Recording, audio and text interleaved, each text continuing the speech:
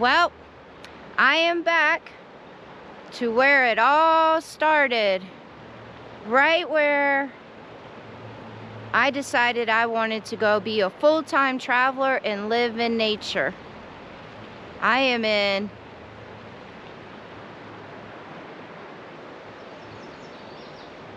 Sedona, Arizona.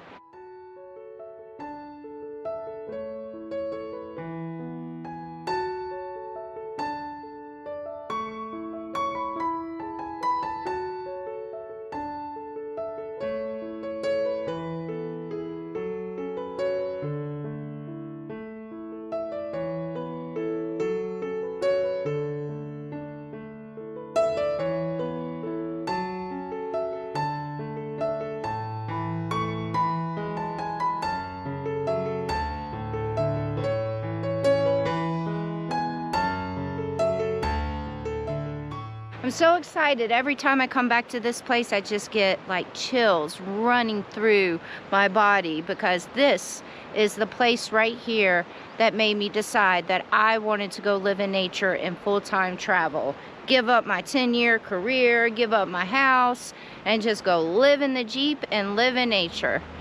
Now I'm here in Sedona right now because I have a bunch of my Jeep friends from Las Vegas all coming here, and we're all camping together, and we're gonna go do this trail up to Crown King. So it's so awesome that I'm gonna be able to hang out with some of my friends from back home and everything, and spend some time with them and go do a Jeep trail. But look how beautiful this place is. They say Sedona has some of the most sacred lands in the United States. And I know I get that tingle through my body, and I get that special feeling whenever I get here to Sedona, minus all the massive crowds that they have here. But I feel it. And I don't know if it's because this place holds a special place in my heart, because this was the place that I decided I wanted to go live in nature and travel full-time, or if I'm getting that feeling from this land. Either way, I'm happy to be here.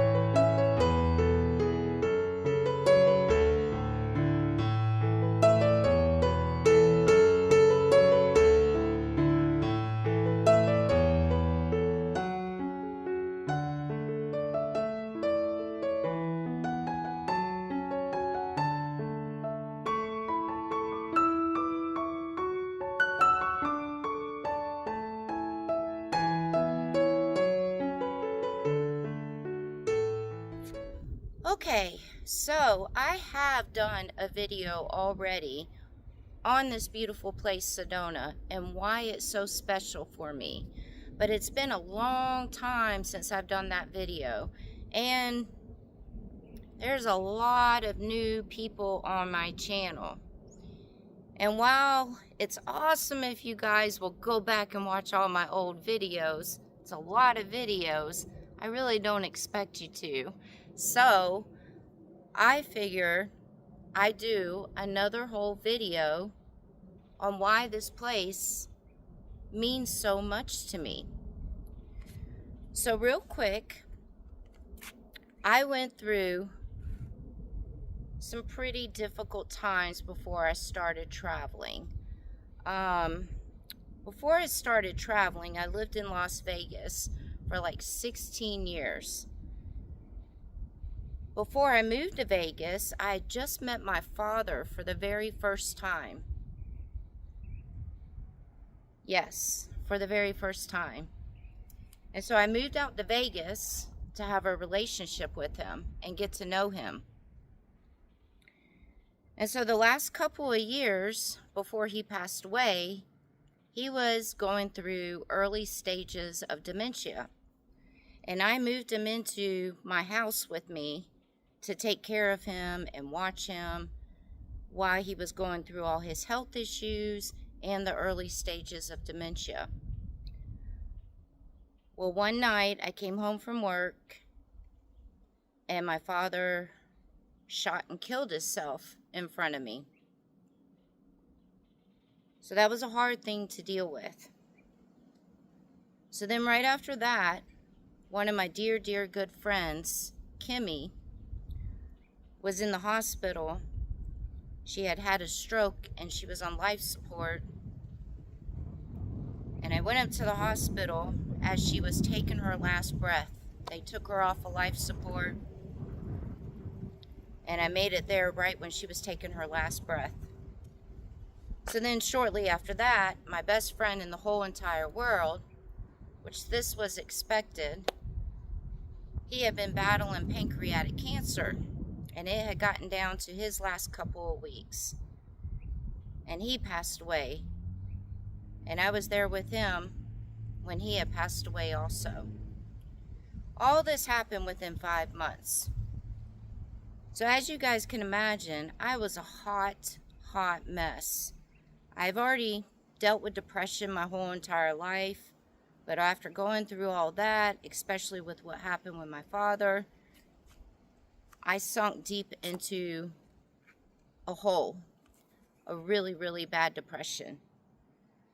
So I engulfed myself with work. I was at my work, working like 7 days a week, sometimes 12-hour shifts, and I was just trying to keep myself busy.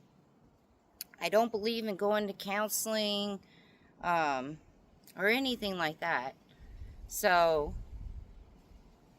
I figured working all the time and then going hiking, I was going hiking a lot too, I just couldn't be at home. Being at home meant that I was home alone, and when you're home alone, your mind starts racing and the depression gets even worse. So then some of my Jeep friends in Vegas invited me to a Jeep event in Sedona. So I went to the Jeep event. And at this event, I was doing a trail with a whole bunch of Jeeps, and I was like the only girl on this trail. And we're like high up on a mountain, and some lady in a 4Runner comes pulling up, and I guess because I was the only female, she comes up and starts talking to me. And come to find out, she was living in her 4Runner, traveling around the states, exploring nature, blah, blah, blah, and just living the dream. And she had been doing it for like, I think a little over a year at that time. So then she proceeds to tell me, and mind you, I didn't tell her anything about me. So then she proceeds to tell me that the reason why she started traveling and going to be with nature was because her brother committed suicide. Now, I am a firm believer that the universe puts people in front of each other for a reason. And I feel like the universe put that lady there on top of that mountain while I was there for a reason. So then I tell her everything that I had went through. And I told her, I said, nature has always been very therapeutic for me. You know, going camping, going hiking, that's kind of like my therapy right there. And then off-roading, anything outdoors in the nature has always just been very peaceful and therapeutic for me. Every time I get stressed or depressed or anything like that, I'd just go camp and it would reset me, or go do a hike. And so after sitting there talking to that lady for a while, I looked at her and I said, you know what? I'm going to go back to Vegas and I'm going to give a 6 months notice and I'm going to figure this out. Because 6 months notice gives me 6 months to change my mind, or 6 months to figure it out. And so I did. I get back to Vegas, turned in a 6 months notice, finished out that 6 months, took that 6 months to save as much money as possible. I worked a lot of my money went into savings. Did a lot of research, watched a lot of YouTube videos, and got on the road. Gave up my 10-year career. Didn't know if I was making a mistake or not, but I always knew that my job would let me come back if I wanted to. But I was giving it a shot, because I'm going to be perfectly honest with you guys. After going through all that with my father especially, it was hard. And I just kept trying to keep myself busy. And trying to keep myself busy where I wouldn't think about anything. You know, but there was not, almost every single night I laid in that bed to go to bed, my mind would race. And I didn't get any sleep for a while. So I knew I needed to do something. And I have to say, it was a smart decision. Because I personally think I would have had a mental breakdown eventually. I know I would have had a mental breakdown.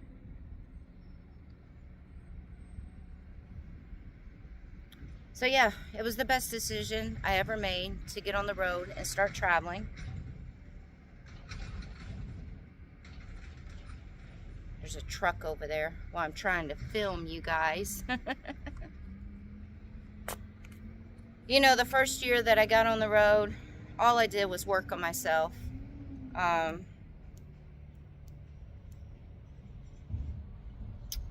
Just did a lot of meditation. Secluded myself into nature. And I think like 4 months into my travels, it was like 4 or 5 months, is when I went to South Dakota. It was the first time that I actually went and did this hike and faced what I had been through. And really sat, I hiked up to this little hill or whatever, and I sat up there and nobody was up there. And it was the first time I talked to my dad. It was the first time I really sat down and just thought about what happened. It was the first time I ever came face to face with what happened. And after I came down that hill, I felt like a whole different person. And that's when my life started to change. That's when I started becoming happy. That's when my depression was not an everyday thing. And don't get me wrong, I still go through depression. I've dealt with that since I was a kid. But before I started traveling, after going through what I went through with my dad, and then losing my 2 best friends, I was depressed every single day. So, I'm glad I went to that Jeep event in Sedona. I'm glad I met that lady whom I'm still friends with, and she is still out there traveling too. And I'm glad I decided to get on the road and do what I'm doing. I know a lot of people don't understand why I do this and what I'm doing, but maybe this helps a little bit. It's the happiest I've ever been. I'm still not 100% mentally. And probably never will. Who is 100%? Not everybody is 100%, but I'm a lot better, so I don't regret giving up my 10-year career. I don't regret given up a house that I lived in. I don't regret going and living in nature and staying away from cities. I did it for a reason. I didn't do it for YouTube. I didn't do it for any of that stuff. I did it for myself.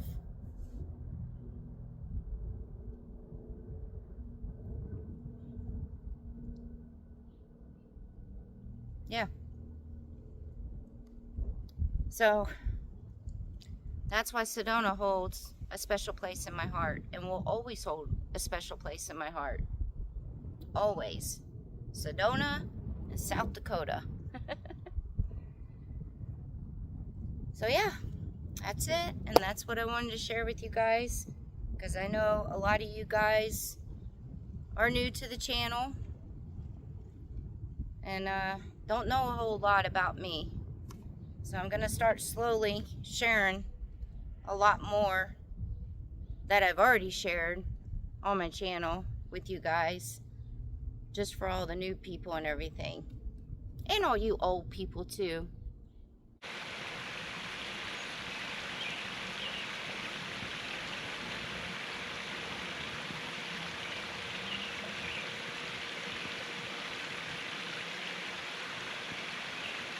So even though Sedona is packed with people and overcrowded and packed,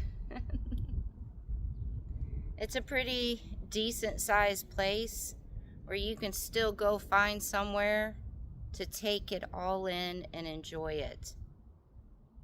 You could still do that. You can't do free camping out in Sedona anymore. They took that away because people can't respect the land. So if you ever want to go to Sedona and you want to book a campsite or a cabin or a room or whatever, I highly suggest you book in 6 months in advance. So yeah, it's a beautiful place. And if you've never been, highly recommend it. And like I said, you can always find places everywhere you go that are packed, overcrowded, and you can still find those little spots where there's not a whole lot of people, and you can still take that all in.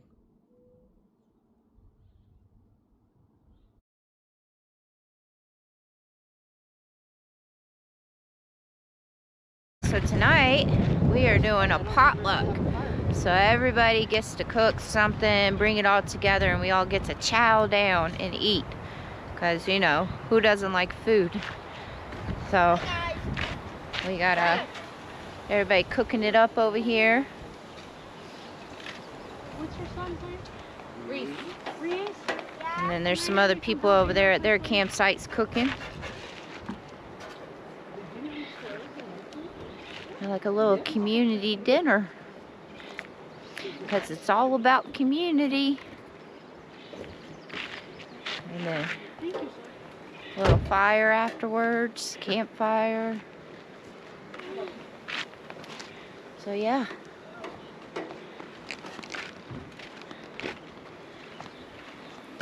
What do we have on the grill over here, Chef Mike and Chef Chantel?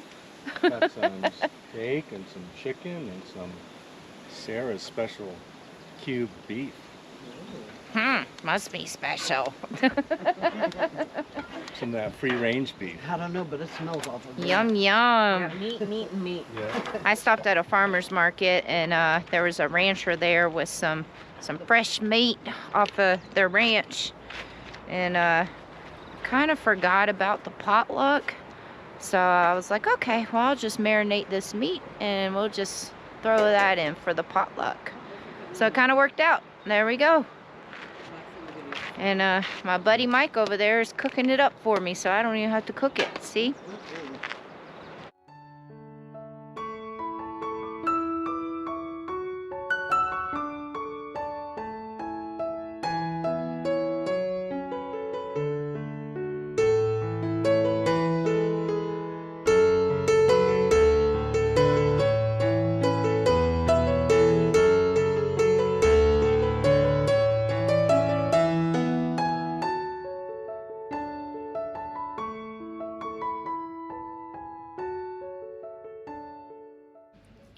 Okay, so right now it is 9 o'clock at night, and it is the night before that we are going to go do this long Jeep trail with a lot of Jeeps. And I was just informed because we all thought that we were meeting up at 8 o'clock in the morning and then going to the trail at 8 o'clock in the morning. But no, we were just informed that we actually have to go meet up at 6 o'clock in the morning. And there's a group of us here at this campground, and then there's another group of us that are 3.5 miles down the road. So all of us that are at this campground have to leave here at like 5:45 in the morning and go down there and meet the other group of Jeeps. And then we're pulling out like around 6:15 in the morning. It is an hour, no, actually 2 hours. It is a 2-hour drive to the beginning of this trail. That's to the beginning of the trail. So I guess that's why we're leaving so early. So all these crazy people that I'm with, because you guys know I don't party, I don't drink, I don't do any of that. They're all hanging out at the campfire, drinking and hanging out at 9 o'clock at night, and they're still going. But I had to come to bed because that's early. I'm setting my alarm for 4:30 in the morning. I had to get my beauty rest. It's about to be a long day tomorrow. So many Jeeps on a 30-something mile Jeep run up through the mountains. That's going to be an all-day thing. People got to stop and use the bathroom. There's going to be a YouTuber there trying to get out and film all the time. We're going to keep our fingers crossed that nobody breaks anything.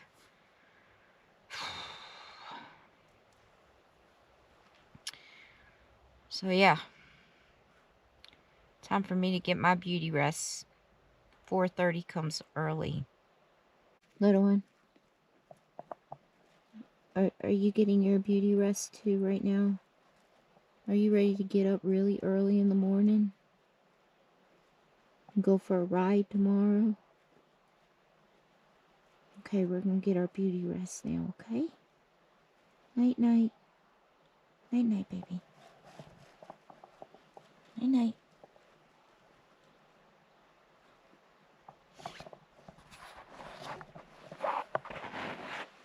See, she's like, what the heck, Mom? Really? 4:30 in the morning? Okay.